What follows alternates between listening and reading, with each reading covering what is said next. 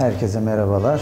Ben Şanlıurfa Eğitim Araştırma Hastanesi Nöroloji Bölümünden uzman doktor Tolga Hankaya. Bugün sizlerle Alzheimer hastalığı hakkında birkaç bilgi paylaşmak istiyorum. Alzheimer hastalığı aslında tarif etmek gerekirse hastanın bilişsel, kognitif, hem psikososyal hem de fiziksel olarak gerilemesiyle giden nörodejeneratif bir hastalık olarak bunu tarif edebiliriz. Yani hastanın beyin dokusundaki küçülmeye bağlı olarak hastanın hem yaşamsal faaliyetlerinde, yaşam aktivitelerinde fiziksel, ruhsal, bilişsel olarak bir gerileme olarak tarif edebiliriz biz bu hastalığı.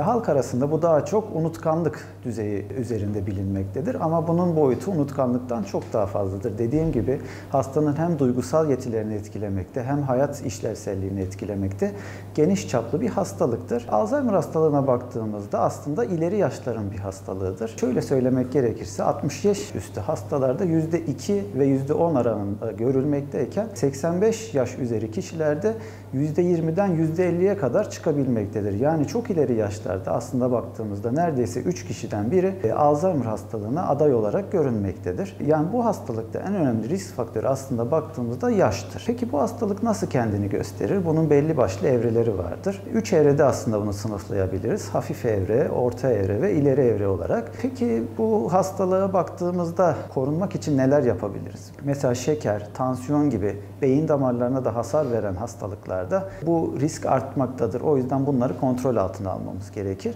Ayrıca bu bir beyin hastalığı olduğu için beynimizi canlı tutmak en önemli şey. Yani bunu nasıl yapabiliriz? Hobiler. Mesela bulmaca çözebilir, sudoku yapabilir ya da günlük hayatta sosyalleşmek, birileriyle konuşmak, iletişim kurmak bile bizim zihnimizi canlı tutmaktadır. Doktora gitmek neden önemli? Dediğimiz gibi aslında belli bir tedavisi yok ama erken dönemde yakaladığımız zaman elimizdeki ilaçlarla bu süreçleri olabildiği kadar yavaşlatabiliyoruz. Ve hepimiz de birer yaşlı adayız. İleride böyle bir durumla karşılaşmamak için bu önlemleri almak, bunları yakın çevremizdeki kişileri de sıkı takip etmek ve doğru yönlendirmelerde bulunmak hepimiz açısından oldukça önemlidir.